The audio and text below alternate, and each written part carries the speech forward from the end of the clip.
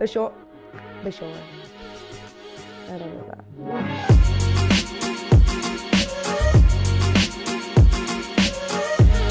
Hey guys, it's JB. Happy New Year and welcome back to my channel. I'm so excited because I'm going to be sharing with you guys yet another collection video. Letting you guys kind of see what my sweater collection is like because winter is in full swing here in Michigan. And this is kind of what I've basically been living in the past few months. So why not kind of share with you guys what that looks like? Before I get into all the dirty details though, I'm going to go ahead and share with you guys just kind of my thought process when I'm looking at sweaters, where I shop for sweaters, and just a few other tips. So let's get into shopping for sweaters as a pear-shaped woman. Let's just all admit, the struggle is real. Because honestly, a lot of sweaters just are not made for this body shape. That's just the truth of it. But some of the things I look at in my sweaters to help make sure that I'm picking stuff that is flattering is that I'm looking at the length, I'm looking at the material, and I'm looking at the fit. These are my big three, okay? In terms of length, I mean collar, I mean sleeves, I mean the actual sweater itself. Personally, I like a good crew neck, I like a good mock, and I love a great turtleneck sweater. So you're gonna see a lot of those today. Be prepared. That's just my jam.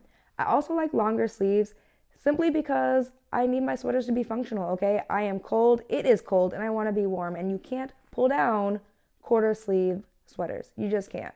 So I like to go ahead and get longer sleeves. Last but not least, the length of my sweaters, I usually tend to go for crop style or any style that ends just above my hips.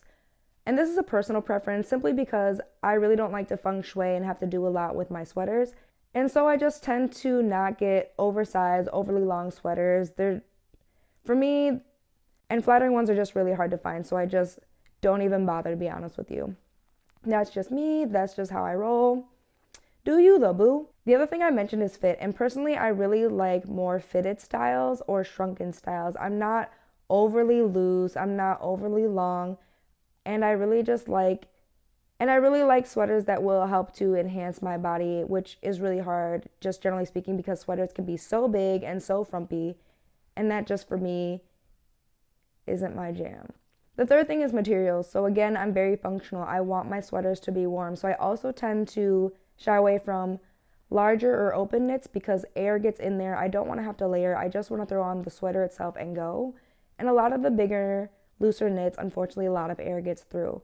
In terms of the actual material itself, the only real thing I focus on is making sure that there's some kind of stretchy material like spandex or elastane because it helps my sweaters to retain their shape. But other than that, material is very, very, very personal. I have a friend who totally hates wool, but I love wool. She likes acrylic. I don't like acrylic.